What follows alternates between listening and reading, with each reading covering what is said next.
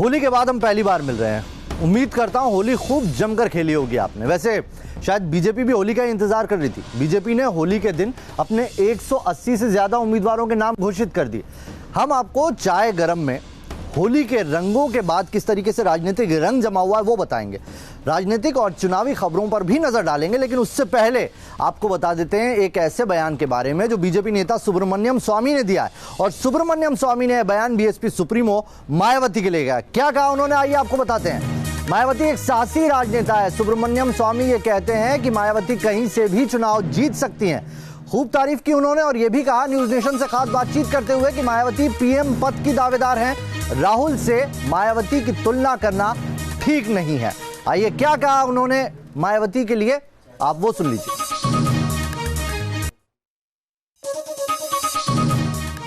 मैं कहूँगा वो तो कहीं भी जीत सकती है। वो बहुत उसकी बहुत मान्यता है और बहुत साहसी नेता हैं और इसीलिए वो नहीं लड़ रही है तो इसका नहीं ये कारण नहीं कभी नहीं हो सकता। वो तो आज राष्ट्र के प्राइम मिनिस्टर के लिए दावेदार है मायावती, तो इसीलिए राहुल गांधी से उसका तुलना मत करिए। तो सुना आपने एक बीजेपी नेता के मुंह से इस तरीके से पीएम पद का कैंडिडेट मायावती को बनाना। वैसे मायावती के लिए बयान क्यों आया है वो भी आपको समझना बेहद जरूरी है। मायावती ने इस लोकसभा चुनाव में लड़ने से इनकार कर दिया है, लेकिन वो बीएसपी यानी जो पूरा संगठन है, जो महागठबंधन उनका बना है, उसकी जीत सुनिश्चित करनी चाहती हैं और इसीलिए उन्होंने कह दिया है कि वो चुनाव नहीं लड़ेंगे, लेकिन उनका पूरा कैडर इस गठबंधन को जिताने के लिए पुरजोर कोशिश करेगा। मायावती ने अपने कार्यकर्ताओं से भी इसकी अपील की है। एक रिपोर्ट देखिए।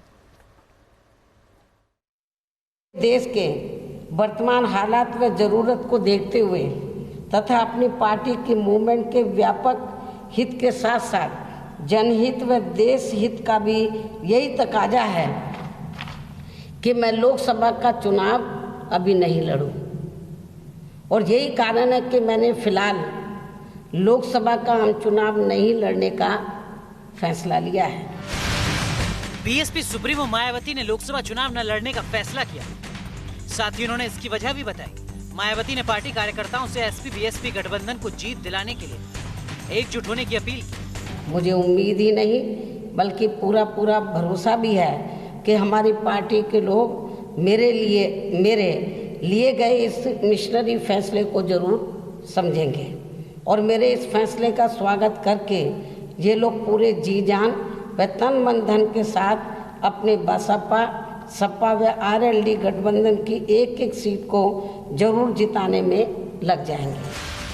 मायावती ने साफ शब्दों में कहा कि वो किसी भी सीट से चुनाव लड़ने और जीतने की क्षमता रखती हैं, लेकिन रणनीति के तहत उन्होंने इस बार चुनाव नहीं लड़ने का फैसला किया है। मैंने यहाँ उत्तर प्रदेश से 4 बार लोकसभा का आम चुनाव जीता है तथा 2 बार विधानसभा की सदस्य भी रही हूँ और 4 बार उत्तर प्रदेश की मुख्यमंत्री भी रही हूँ।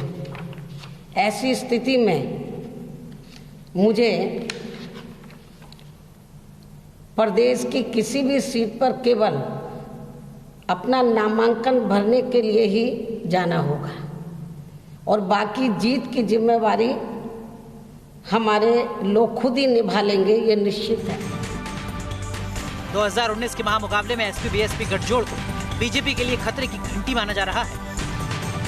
अब देखना है कि अखिलेश और मायावती का ये अलायंस बीजेपी को किस हद तक चुनौती देता है। Team news nation. तो मायावती जानती हैं कि जंग बड़ी और उस जंग को जीतना हर हाल में होने और इसीलिए वो पूरी तरह से मुस्तैदी से चुनाव में उतर रही हैं। वैसे आज बीएसपी ने अपनी पहली सूची जारी कर दी। 11 उम्मीदवारों के नाम मायावती ने इसमें जारी किया। ये आपको बताते हैं कि इस पहली सूची में बीएसपी के कहां से किसको टिकट मिला है। सहारनपुर से हाजी फजलुर रहमान को टिकट दिया गया है। मलूक नागर बिजनौर से कैंडिडेट बनाए गए हैं बीएसपी के।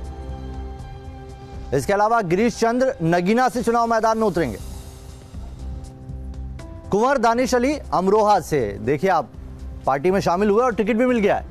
हाजी मोहम्मद याकूब मेरठ से चुनाव मैदान में है। सतबीर नागर गौतम बुद्ध नगर से कैंडिडेट बनाए गए। योगेश वर्मा बुलंदशहर से चुनाव मैदान में है। अजीत बालियान अलीगढ़ से चुनाव मैदान में है। वहीं आगरा की सीट भी फाइनल हो गई है। मनोज कुमार सोनी आगरा से बीएसपी के कैंडिडेट बने हैं। राजवीर सिंह फतेहपुर सीकरी के कैंडिडेट हैं। रुचि वीरा आंवला से बीएसपी प्रत्याशी हैं। तो ये वो 11 नाम हैं जो बीएसपी ने अपनी पहली सूची में जारी किए। इसके अलावा एक और सूची जारी हुई है। मायावती ने अपने स्टार कैंपेनर जो है, स्टार प्रचारक, उनके भी नाम घोषित कर दिया। आइए उन पर भी एक नजर डाल लीजिए कौन कौन बीएसपी के स्टार प्रचारकों की सूची का हिस्सा है। तो सबसे पहले मायावती खुद स्टार प्रचारकों की लिस्ट में पहले नंबर पर है। दूसरे नंबर पर है सतीश चंद्र मिश्रा, पार्टी महासचिव हैं और स्टार प्रचारक की लिस्ट में उनका नाम दूसरा। और तीसरा नाम युवा चेहरे हैं पार्टी के आकाश आनंद, उन्हें भी स्टार प्रचारक बनाया गया है।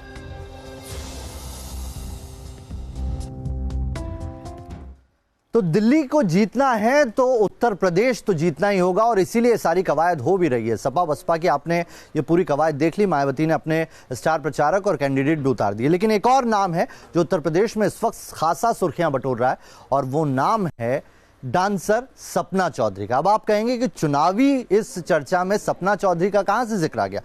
खबर तो यही है, खबर यह है कि सपना चौधरी आने वाले लोकसभा चुनाव में कांग्रेस की टिकट से लोकसभा चुनाव लड़ सकती हैं। अब कहां से लड़ेंगी, किसको टक्कर देंगी और कहां से वो इस बार चुनावी मैदान में दम ठोकने की जो खबरें आ रही हैं, आइए उस पर एक रिपोर्ट देख लेते हैं।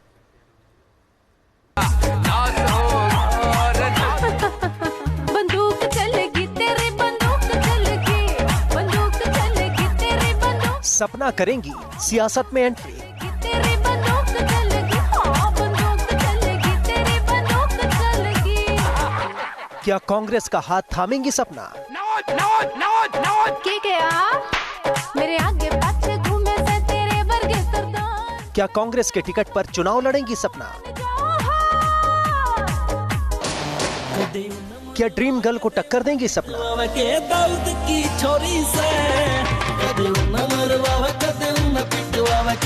बिग बॉस से अपनी एक अलग पहचान बना चुकी मशहूर हरियाणवी डांसर सपना चौधरी जल्द राजनीति में एंट्री कर सकती है।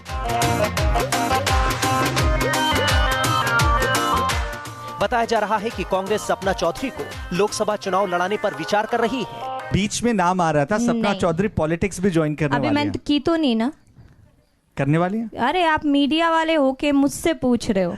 मीडिया रिपोर्ट्स के मुताबिक कांग्रेस सपना चौधरी को लोकसभा का टिकट दे सकती है। सपना कांग्रेस के टिकट पर मथुरा से बीजेपी सांसद और अभिनेत्री हेमा मालिनी के खिलाफ चुनाव लड़ सकती है।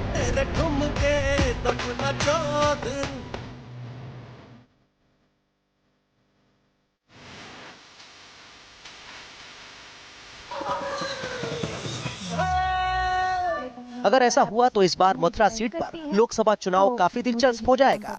बीच में नाम आ रहा था सपना चौधरी पॉलिटिक्स ज्वाइन कर रही है। कांग्रेस पार्टी क्या नाम भी बता रहा। मेरे बारे में तो पता नहीं क्या। अगर मुझे लगेगा कि मुझे करना चाहिए तो ऐसे ऐसे बच्चे मेरा साथ देंगे और कभी होगा तो क्यों टेंशन ले रहे हो, मैं बता दूंगी। पिछले दिनों सपना चौधरी को कांग्रेस हेडक्वार्टर में देखा गया था। तब भी ये अटकलें थी कि सपना कांग्रेस का दामन थाम सकती है। इससे पहले सपना चौधरी कई मौकों पर कांग्रेस पार्टी की तारीफ कर चुकी हैं। क्या माना जाए कि कांग्रेस में आने के बाद उसी तरीके से आप काम करेंगे? हो सकता है, हो सकता है, हो सकता है, हो सकता है, बिल्कुल हो सकता है।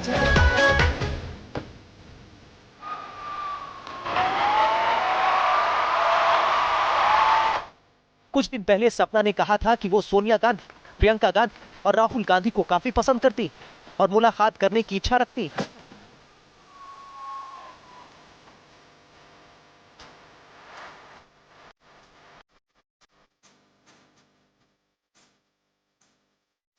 उन्होंने ये भी कहा था कि कांग्रेस ने इतने दशकों से देश को संभाले रखा। अरे बाबा, अगर जिंदगी सीधी चलती रही तो क्या मजा।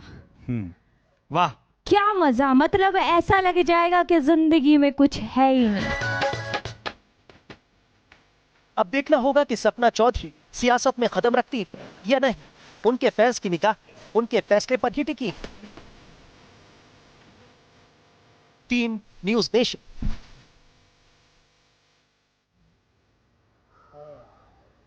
चुनाव का मौका है तो एंट्री कई और होने वाली है और आइए ऐसी एक एंट्री की एक और खबर आपको बता देते हैं। खबर यह है कि चुनावी पिच पर एक जल्द ही नए खिलाड़ी दिखाई देने वाले हैं। खिलाड़ी का नाम है गौतम गंभीर।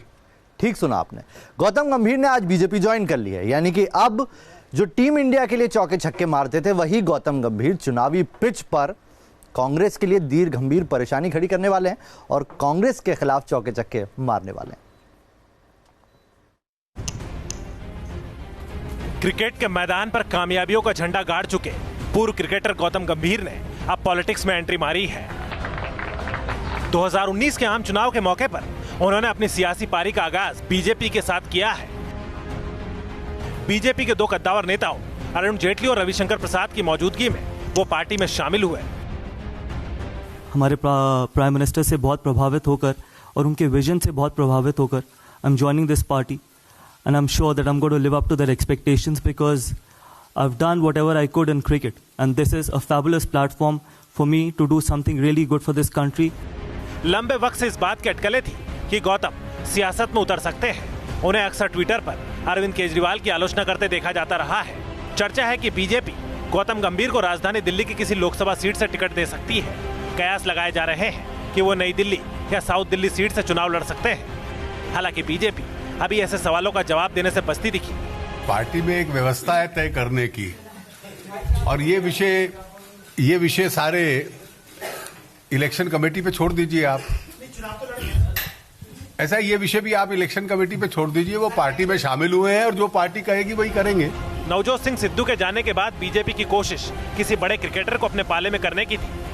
गौतम गंभीर के रूप में पार्टी को एक बड़ा चेहरा मिल तो गया है, लेकिन क्या आक्रामक राजनीतिक अंदाज अख्तियार करने वाले गौतम भीड़ खींचने में कामयाब होंगे? ये तो लोकसभा चुनाव के नतीजे आने के बाद ही साफ हो पाएगा। Team news nation. मेरा श्री अरुण जेटली। तो गंभीर के बीजेपी ज्वाइन करने से कांग्रेस के लिए एक गंभीर परेशानी खड़ी हो गई। वैसे बीजेपी ने अपने 184 उम्मीदवारों की लिस्ट, पहली सूची कल जारी कर दी। जिन जिन को इस सूची में नाम आया है वो सब खुश हैं। गाजियाबाद से जनरल वीके सिंह ने खुशी जाहिर की है और कहा है कि वो इस बार और अच्छा प्रदर्शन करेंगे। तो वहीं उन्नाव से साक्षी महाराज कह रहे हैं कि इस बार तो 5 लाख मतों से ज्यादा वोट से जीतकर बीजेपी को तोहफा देंगे। पीएम मोदी की क्या तारीफ की उन्होंने, आइए आपको दिखाते हैं। हमारे प्रधानमंत्री जी को, हमारे राष्ट्रीय अध्यक्ष जी को धन्यवाद देता हूं, हमारे पार्लियामेंट्री बोर्ड को धन्यवाद देता हूं कि उन्होंने मुझे पुनः ये दायित्व दिया है। अब तक के 5 सालों में गाजियाबाद में बहुत काम हुआ है, अगले 5 साल में उतना ही अच्छा काम होगा। ये मेरा एक जनता के साथ वायदा है कि 2014 में कांग्रेस की मैंने वहां जमानत जब्त की थी और कांग्रेस से 3.5 लाख भी अधिक मतों से मैंने विजयश्री प्राप्त की थी। इन 5 सालों में तो वो काम हुए जो 65 साल में नहीं हुए। तो एक तो वो विकास और दूसरा अब मोदी की सुनामी जो कुछ किया है, उसके आधार पर मैं कह सकता हूं कि गठबंधन और कांग्रेस दोनों की जमानत जब्त होगी और कम से कम 5 लाख से अधिक वोटों से जीत के मैं। बॉलीवुड के दिग्गज अभिनेता प्रकाश राज का नाम तो सुना ही होगा आपने। प्रकाश राज इस बार बेंगलुरु सेंट्रल से निर्दलीय उम्मीदवार के तौर पर चुनाव मैदान में किस्मत आजमा रहे। प्रकाश राज की सीधी टक्कर बीजेपी और कांग्रेस के कैंडिडेट से होने वाली। अपना नामांकन दाखिल करने के लिए जब वो पहुंचे तो न्यूज नेशन से खास बातचीत की। क्या कहा उन्होंने, आइए सुनाते हैं हमारे संवाददाता यासिर मुश्ताक की उनसे खास बातचीत।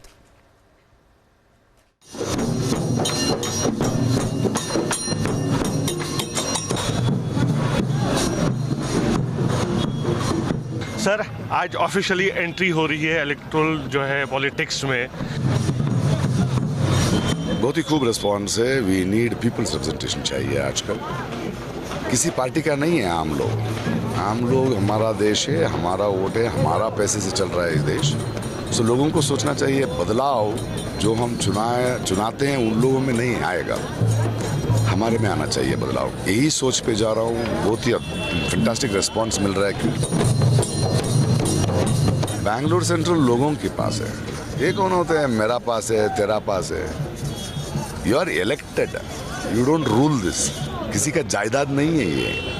वो तो बोलेंगे 5 साल का रिपोर्ट कार्ड देखेंगे। यहाँ पे एक एमपी हैं 10 साल से, किसी सड़कों पे ही नहीं गया वो। अब यही बोल रहा ना, लोगों को, आम लोगों को, आपको भी समझना चाहिए कोई प्राइम मिनिस्टर को नहीं चुनता है, हम हमारी कॉन्स्टिट्यूएंसी की रिप्रेजेंटेटिव को चुनते हैं। आप चुनो, लेकिन आप क्या किए हैं भाई? ये वेव क्या है? सुनामी है? क्या चक्कर चल रहा है? क्या मोदी जी आके बैंगलोर सेंट्रल करेगा कुछ काम? यहाँ के सड़कों पता है, यहाँ का भाषा पता है? सोचिए, समझिए। और 2-3 महीने का जो बातचीत हुआ है मेरे लोगों के साथ, उन्हों को भी पता चल रहा है कि हमको बदलाव चाहिए। And they love me, they like me, they know me. Bihar में महागठबंधन की खिचड़ी या फिर कहिए कि चाय पक चुकी है। यानी कि आरजेडी, कांग्रेस, आरएलएसपी और जीतन राम मांझी और तमाम जो पार्टी जितनी भी पार्टियां थी उनके बीच सीटों को लेकर तालमेल फाइनली बैठ ही गया। काफ़ी कवायदे की गई उसके लिए, लेकिन अब आप सोच रहे होंगे कि किसे कितनी सीटें मिली है, तो ये हम नहीं बताएंगे। हमें चाय पीने दीजिए और आप हमारी रिपोर्ट देखिए, सब पता चल जाएगा।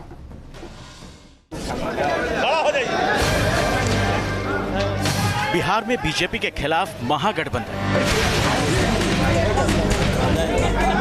कई दिनों की बड़ी मशक्कत के बाद बन गई बात।